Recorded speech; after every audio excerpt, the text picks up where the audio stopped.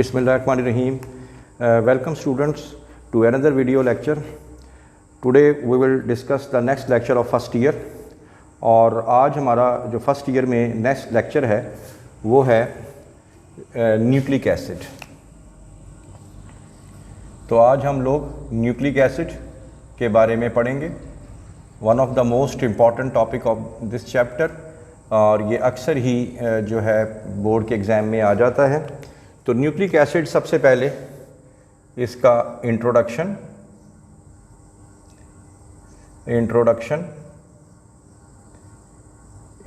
जो है, इसमें आप लोगों ने पहले तो ये बता देना है कि जो न्यूक्लिक एसिड्स होते हैं, nucleic acids are the important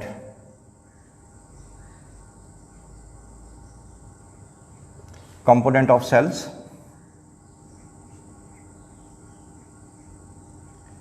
यानी ये बहुत ही एक इम्पॉर्टेंट सेल का कंपोनेंट है। क्यों इम्पॉर्टेंट है? Because it controls all the activities of cells, all the activities of cells। Cell की जितनी भी एक्टिविटी हो रही होती हैं, सेल के अंदर प्रोटीन कितनी बननी है, कार्बोहाइड्रेट कितनी बननी है, सेल ने डिवाइड कब करना है, ये तमाम चीज़ें जो हैं ये इनके कंट्रोल में होती हैं न्यूक्लिक एसिड्स के। ठीक है, तो एक आपने ये बता देना है। उसके बाद सबसे पहले हम लोग ये देखते हैं कि इसकी डिस्कवरी कैसे हुई। तो इसकी जो डिस्कवरी है न्यूक्लिक एसिड की, वो 1869 में एक साइंटिस्ट थे, फ्रेडरिक मेशर। उन्होंने क्या लिया, एक पस सेल लिया, पस सेल, और उस पस सेल में से, उसके न्यूक्लियस में से मटेरियल को बाहर निकाला। ठीक है, अब ये मटेरियल क्या था, किसी को उस ज़माने में नहीं पता था ये क्या मटेरियल है, बस ये मटेरियल निकाल लिया। तो देखा कि ये एसिडिक इन नेचर था, एसिडिक इन नेचर यानी तेज़ाबी था नेचर में। इसी वजह से इसका नाम पड़ गया न्यूक्लिक एसिड्स। न्यूक्लिक एसिड यानी न्यूक्लियस का तेज़ाब। किसी को उस ज़माने में इसके फंक्शन का नहीं पता था कि इतना इम्पोर्टेंट फंक्शन है इसका, लेकिन आज हम लोगों को पता है कि जो न्यूक्लिक एसिड्स होते हैं, न्यूक्लिक एसिड्स सेल के अंदर वो दो तरह के हो सकते हैं। एक को हम लोग बोलते हैं डीएनए, और एक को हम लोग बोलते हैं आरएनए। डीएनए और आरएनए। डीएनए को डीएनए ही क्यों कहते हैं? इसको कहते हैं डीएनए इस वजह से कि डीऑक्सी राइबो न्यूक्लिक एसिड, और आरएनए को आरएनए इस वजह से बोलते हैं कि ये होता है राइबो न्यूक्लिक एसिड।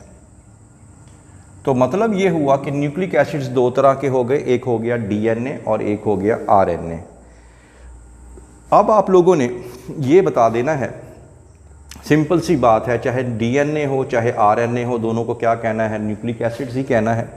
तो चाहे डीएनए हो चाहे आरएनए हो, तो ये जो दोनों हैं मेड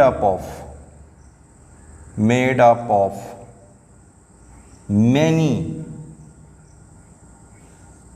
न्यूक्लियोटाइड्स। ये मैं अब केमिकल कंपोजिशन की तरफ जा रहा हूं। मैं आपने आंखें बंद करके ये बता देना है कि चाहे डीएनए हो या आरएनए हो, ये बहुत से, देर पॉलीमर ऑफ न्यूक्लियोटाइड्स, ये बहुत से न्यूक्लियोटाइड्स से मिलके बनते हैं।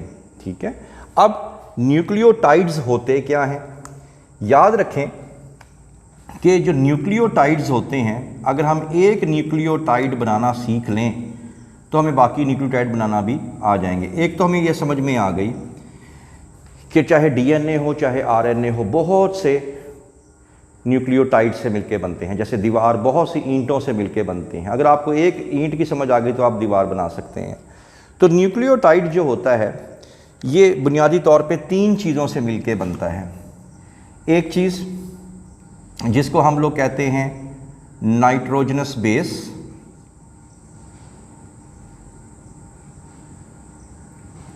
प्लस दूसरी चीज़ पेंटोज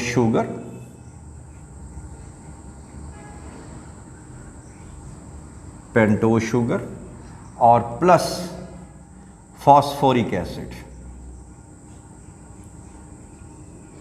तो जब ये 3 चीज़ें आपस में मिलती हैं तो बन जाता है एक न्यूक्लियोटाइड।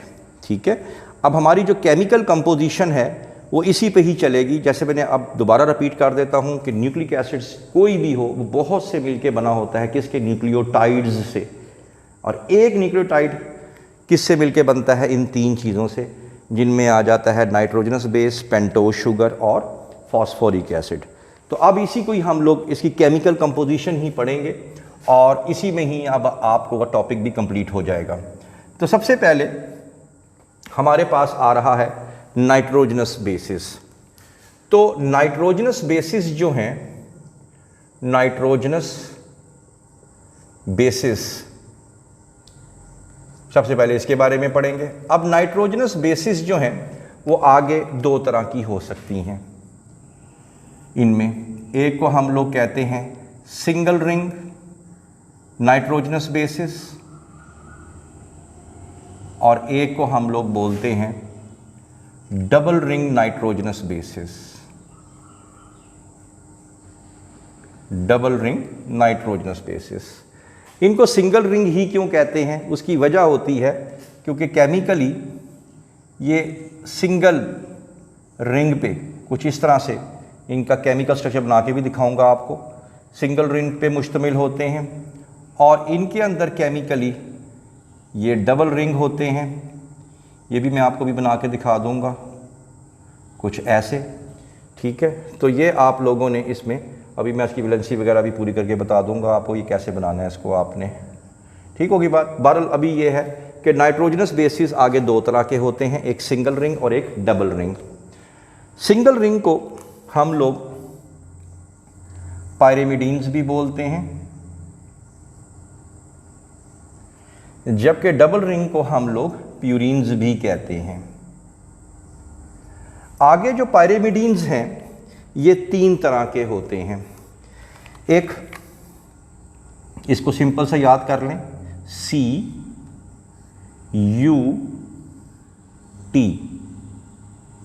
कट, यानी C for cytosine, U for uracil और T फॉर थायमीन। दोबारा सुन लें, न्यूक्लिक एसिड बने होते हैं बहुत से न्यूक्लियोटाइड से। एक न्यूक्लियोटाइड बनता है नाइट्रोजनस बेस, पेंटोज शुगर और फॉस्फोरिक एसिड से। अभी हम लोग किसको डिस्कस कर रहे हैं, नाइट्रोजनस बेस को। नाइट्रोजनस बेसिस 2 तरह के होते हैं, सिंगल रिंग और डबल रिंग। सिंगल रिंग जो है उसमें साइटोसिन, यूरासिल और थायमीन आ जाते हैं, जबकि डबल रिंग यानी जिनको प्यूरीन भी कहते हैं उनमें गुआनिन और एडेनिन आ जाते हैं। वेरी वेरी इंपॉर्टेंट, MCQ समझ लें, शॉर्ट क्वेश्चन समझ लें। अब जैसे मैंने आपको बताया कि चाहे DNA हो चाहे RNA हो, इनके अंदर नाइट्रोजनस बेस तो होगी ही होगी। ठीक है ना, तो आपको मैंने अब बता दिया। अब आपने बताना क्या है कि नाइट्रोजनस बेसिस अगर DNA होगा और कंपेयर कर लेते हैं इसके साथ RNA, क्योंकि हमने भी बताया है आपको कि न्यूक्लिक एसिड 2 तरह के होते हैं, DNA और RNA, और ये भी बता दिया है कि ये सारे के दोनों किससे मिलके बनते हैं, न्यूक्लियोटाइड से। और ये भी बता दिया है कि न्यूक्लियोटाइड्स में सबसे पहली चीज़ क्या होती है, नाइट्रोजनस बेस। तो नाइट्रोजनस बेस DNA में भी होगी और RNA में भी होगी। अब होता ये है कि ये जो है साइटोसिन और थायामीन, ठीक है, ये DNA में होती है। साइटोसिन और थायामीन डीएनए में, और डीएनए में गुआनिन और एडेनिन भी होती है, गुआनिन और एडेनिन भी होती है। ठीक है, इसका मतलब ये हुआ कि डीएनए जो है वो 4 तरह की नाइट्रोजनस बेसिस से मिलके बनता है। तो फिर आरएनए भी कितनी नाइट्रोजनस बेसिस, कितनी तरह की नाइट्रोजनस बेसिस से मिलके बनता है, वो भी 4 तरह की। मिसाल के तौर पे आरएनए में भी क्या होता है, एडेनिन। ठीक है, आरएनए में भी क्या होता है, गुआनिन। आरएनए में भी क्या होता है, साइटोसिन। लेकिन आरएनए में एक चीज़ फ़र्क होती है और वो है यूरासिल। यानी कहने का मतलब ये है कि डीएनए भी 4 तरह के नाइट्रोजनस बेसिस से मिलके बनता है, आरएनए भी 4 तरह के नाइट्रोजनस बेसिस से मिलके बनता है। जो कुछ डीएनए में है वही कुछ आरएनए में है, सिवाय एक के। और वो एक क्या है कि सिर्फ डीएनए में जो नाइट्रोजनस बेस यूज़ होती है वो थायमीन, जबकि आरएनए में जो नाइट्रोजनस बेस यूज़ होती है वो होती है uracil. Very very important topic और एमसीक्यू। तो ये आप लोगों ने सिर्फ इतना सा फ़र्क है, यानी 4 उसमें है 4 उसमें है। सिर्फ फ़र्क क्या है कि डीएनए में थायमीन होती है और आरएनए में सिर्फ क्या फ़र्क आ जाएगा, यूरासिल होती है। तो ये आप लोगों ने बता देना है। तो न्यूक्लियोटाइड की पहली ईंट आपने बना ली, नाइट्रोजनस बेस। दूसरी चीज़ क्या आ गई, पेंटोज शुगर। तो हम भी बना लेते हैं कि पेंटोज शुगर। पेंटोज शुगर जो है वो भी डीएनए और आरएनए में थोड़ा सा डिफरेंस होगा। तो इसको हम थोड़ा सा let it draw it bigger, इसको नहीं मिटाते अभी। तो ये देख लेते हैं कि पेंटोज शुगर। तो दूसरी चीज़ आ गई पेंटोज शुगर। तो डीएनए में भी पेंटोज शुगर होती है और आरएनए में भी पेंटोज शुगर होती है। जैसे डीएनए में भी नाइट्रोजनस बेस होते हैं और आरएनए में भी नाइट्रोजनस बेस होते हैं, इस तरह पेंटोज शुगर दोनों में होते हैं। लेकिन फ़र्क है, फ़र्क क्या है इन दोनों में?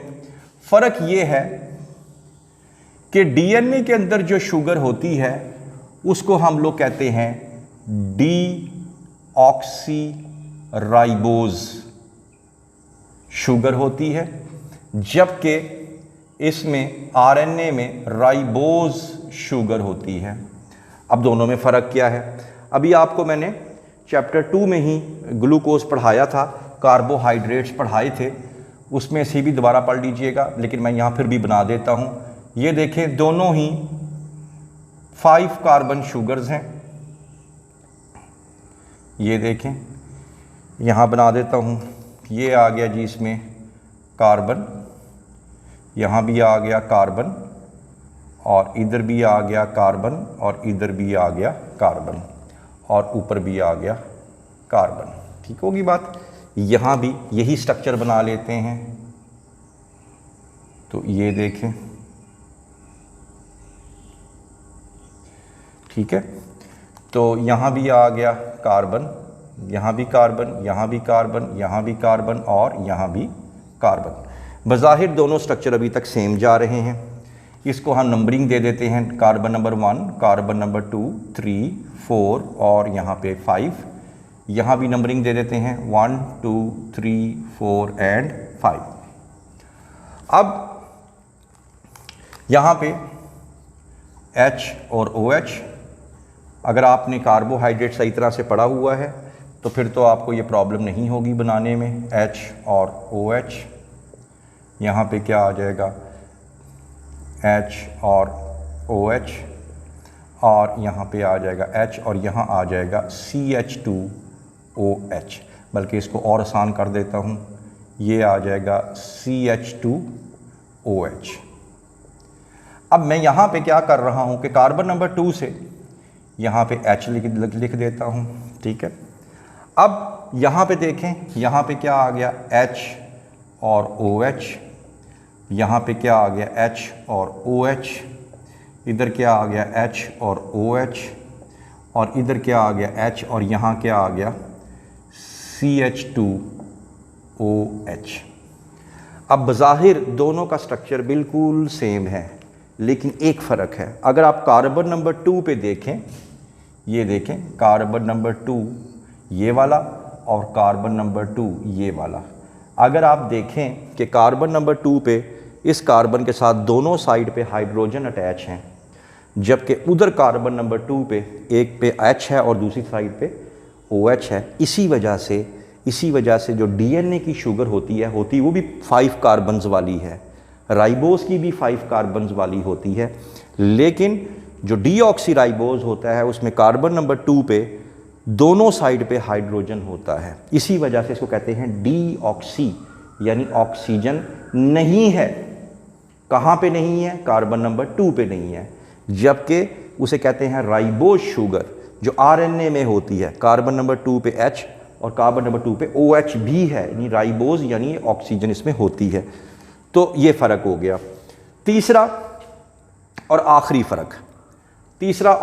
फ़र्क जो है वो हमारे पास अब आ जाएगा फॉस्फोरिक एसिड। फॉस्फोरिक एसिड जो है वो very simple, phosphoric acid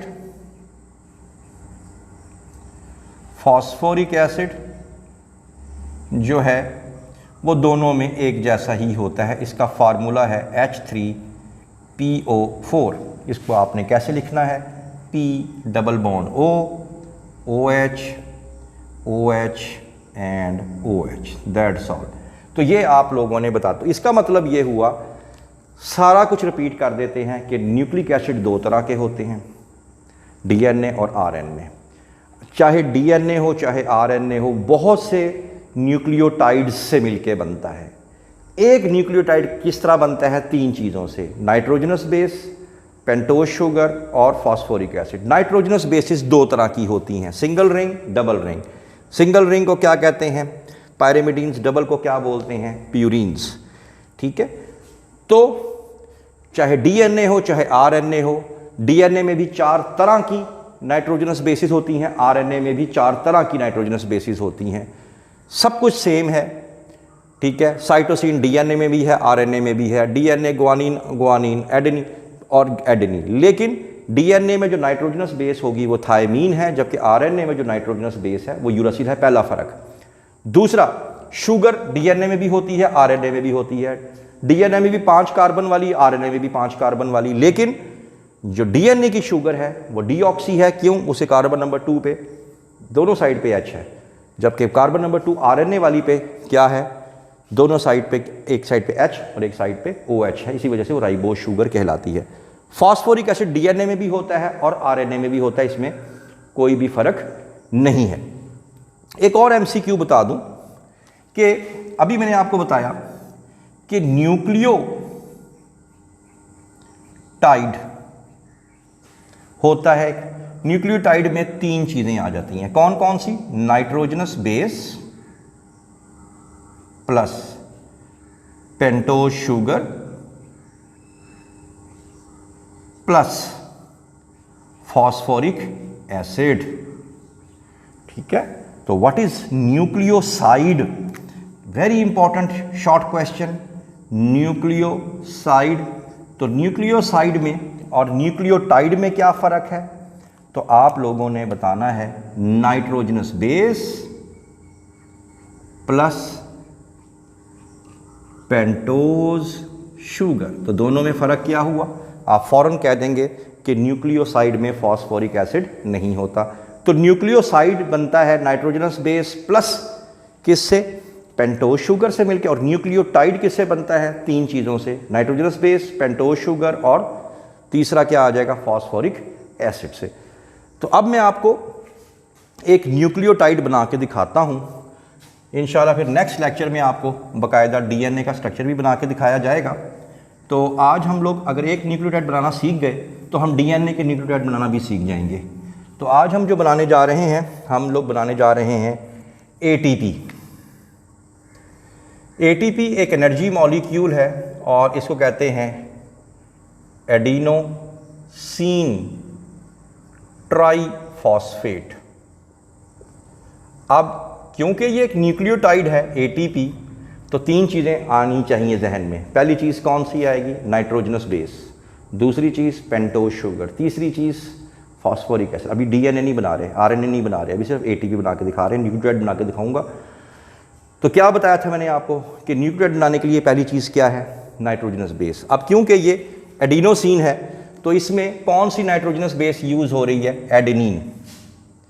adenine. तो मैं भी यहाँ पे एडेनिन आपको बना के दिखा रहा हूँ, ये देखें, एन सी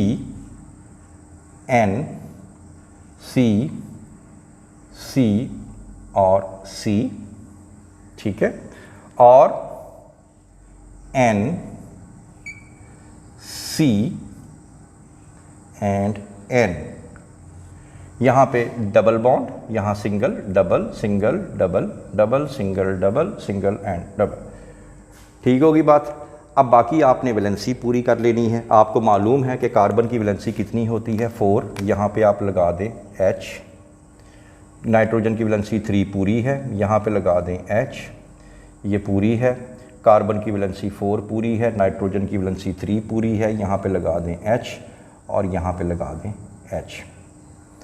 तो ये आपके सामने बन गया एडेनिन नाइट्रोजनस बेस, जो कि डबल रिंग है, नज़र भी आ रहा है। और इसको आप नंबर दे दें, ये 1, ये 2, ये 3, ये 4, ये 5, ये 6, ये 7, और सॉरी 5 के बाद ये 6 आ जाएगा, 6 के बाद ये 7, 7 के बाद ये 8 और ये 9। तो पहली चीज़ तो हमारी बन गई, न्यूक्लियोटाइड की पहली हमने सीढ़ी चढ़ ली है, यानी हमने नाइट्रोजनस बेस बना ली। न्यूक्लियोटाइड बनाने के लिए दूसरी चीज़ क्या है? Pentose sugar. तो पेंटोज शुगर ये आपके पास बनी बनाई पड़ी है, ये राइबोज शुगर होती है एटीपी में। इसको उठा के यहाँ ले आते हैं। तो ये देखें, ये मैं यहाँ पे स्ट्रक्चर बना रहा हूँ पेंटोज शुगर का। ये आपके सामने आ गया कार्बन, इसके 5 कार्बन होते हैं।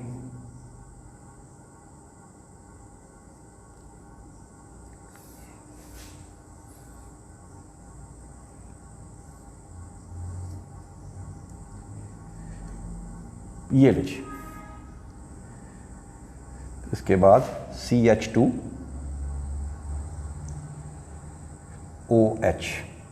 1 2 3 4 5।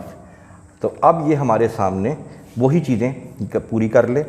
यहाँ पे आप ले आए OH, इधर ले आए H, इधर ले आए H, इधर ले आए OH, इधर ले आए H, इधर ले आए OH, इधर ले आए H, और इसके नंबर दे दें, ये नंबर 1, ये नंबर 2, ये नंबर 3, ये नंबर 4 और ये नंबर 5। ठीक होगी बात। वही चीज़ सेम बना दी मैंने।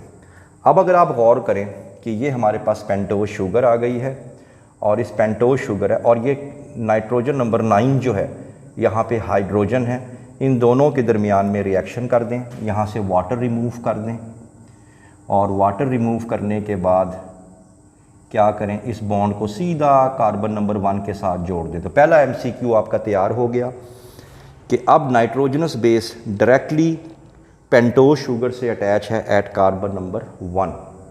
ठीक है, ये आपका पहला MCQ। अगर कोई पूछ ले कि जो यही DNA में भी रूल रहेगा कि ये देखें आप लोग, नाइट्रोजनस बेस पेंटोज शुगर से अटैच है एट कार्बन नंबर 1।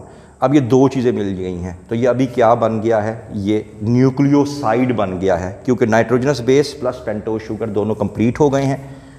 तो इसका नाम अब एडेनिन नहीं रहा, इसका नाम हो गया एडिनोसिन। एडिनोसिन से मुराद आपने फ़ौरन समझ लेना है कि ये न्यूक्लियोसाइड हो गया है। पहले सिर्फ एडेनिन था, नाइट्रोजनस बेस थी, लेकिन जब उसके साथ पेंटोज शुगर अटैच हो गई है तो वो बन गया एडिनोसिन। तो एडिनोसिन बेसिकली क्या है? न्यूक्लियोसाइड। लेकिन हमने तो न्यूक्लियोटाइड बनाना है, तो न्यूक्लियोटाइड आप बना लें। तीसरी चीज़ न्यूक्लियोटाइड बनाने के लिए क्या होती है? Phosphoric acid. तो आप भी फास्फोरिक एसिड यहाँ पे अटैच कर दें। ये लें, P double bond O, OH, OH and OH। तो ये आप देखें, यहाँ पे OH है, यहाँ भी OH है। तो यहाँ से आप लोग क्या कर देंगे? वाटर रिमूव कर देंगे, H2O, और इस बॉन्ड को इसके साथ आप जोड़ देंगे। तो ये बन जाएगा एडिनोसिन मोनोफॉस्फेट। देखिए एडिनोसिन तो ये दो चीज़ें मिलने से बन गया था, अब क्योंकि इसमें एक फॉस्फेट आई है तो लिहाजा मोनोफॉस्फेट। एक और जोड़ दें इसके साथ, P double bond O, OH, OH and OH। फिर यहाँ से आप लोग वाटर निकाल दें, एडिनोसिन डाईफॉस्फेट। ठीक है, तो ये हो गया दूसरा। और एक आखिरी अगर ट्राई भी करना चाहते हैं इसको, P double bond O, OH, OH and OH, यहाँ से फिर वाटर निकाल दें और इसके साथ जोड़ दें तो ये बन जाएगा ATP। यहाँ से लेके यहाँ तक ये क्या था, एडिनोसिन मोनोफॉस्फेट। यहाँ से लेके ये पूरा यहाँ तक क्या है, एडिनोसिन डाईफॉस्फेट। और यहाँ से लेके यहाँ तक ये सारा का सारा क्या है, एडिनोसिन ट्राईफॉस्फेट, जो कि एक न्यूक्लियोटाइड है। इसमें तीनों चीज़ें, तीनों मसाले मौजूद हैं, नाइट्रोजनस बेस भी है, पेंटोज शुगर भी है, फॉस्फोरिक एसिड भी मौजूद है। तो ये बन जाएगा एडिनोसिन ट्राईफॉस्फेट, जो कि एक एनर्जी मॉलिक्यूल है जो सेल में आप लोगों को एनर्जी देता है। तो ये एक न्यूक्लियोटाइड है। अगर आप लोगों ने इस टॉपिक को समझ लिया तो फिर डीएनए भी आप लोगों के लिए मुश्किल नहीं रहेगा, डीएनए भी इसी रूल पे बनेगा। आपने बस ये बताना है कि नाइट्रोजनस बेस पेंटोज शुगर से अटैच होती है एट कार्बन नंबर 1, और पेंटोज शुगर जो है, सॉरी, फॉस्फोरिक एसिड जो अटैच होती है किससे, पेंटोज शुगर से at carbon number 5। Let me explain it.